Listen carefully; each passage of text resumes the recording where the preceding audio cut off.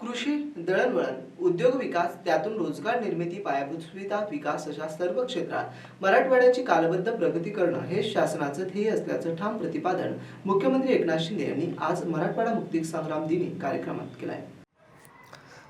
सिद्धार्थ उद्यानात मराठवाडा मुक्ती संग्राम स्मृतिस्तंभ येथे मुख्य शासकीय करण्यात आले। मुख्यमंत्री एकनाथ शिंदे यांच्या हस्ते पुष्पचक्र अर्पण करण्यात आलं। पोलीस दलातर्फे शस्त्र सलामी मानवंदनानंतर ध्वजारोहण करण्यात आले। या सोहळ्यास विधान परिषदेतील विरोधी पक्षनेते अंबादास दानवे, राज्यसभा सदस्य खासदार डॉक्टर भागवत कराड, लोकसभा सदस्य खासदार संदीपान भुमरे, खासदार कल्याण काळे, विधानसभा सदस्य आमदार प्रदीप जयस्वाल, आमदार प्रशांत बंब, आमदार संजय शिरसाट, आमदार उदयसिंग राजपूत, माजी खासदार चंद्रकांत खैरे, अप्पर मुख्य सचिव विकास खारगे, विभागीय आयुक्त दिलीप गावंडे, मनपा आयुक्त जे श्रीकांत, जिल्हाधिकारी दिलीप स्वामी, जिल्हा परिषदेचे मुख्य कार्यकारी अधिकारी विकास मीना, छत्रपती संभाजीनगर परिक्षेत्राचे विशेष पोलीस महानिरीक्षक वीरेंद्र मिश्र, पोलीस आयुक्त प्रवीण पवार, पोलीस अधीक्षक डॉक्टर विनयकुमार राठोड तसेच स्वातंत्र्य सैनिक, त्यांचे कुटुंबीय व विविध क्षेत्रातील मान्यवर आदी मोठ्या संख्येनं उपस्थित होते। ध्वजारोहणानंतर राष्ट्रध्वजास मानवंदना देण्यात आली। त्यानंतर मुख्यमंत्री एकनाथ शिंदे यांनी उपस्थितांना संबोधित केलं। आपल्या भाषणात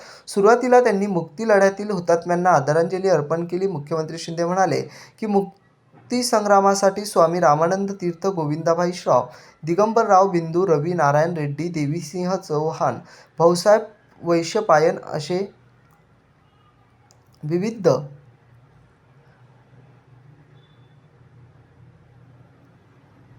अनेक स्वातंत्र्य सैनिकांनी मराठवाडा मुक्ती संग्राम अजरामर केला।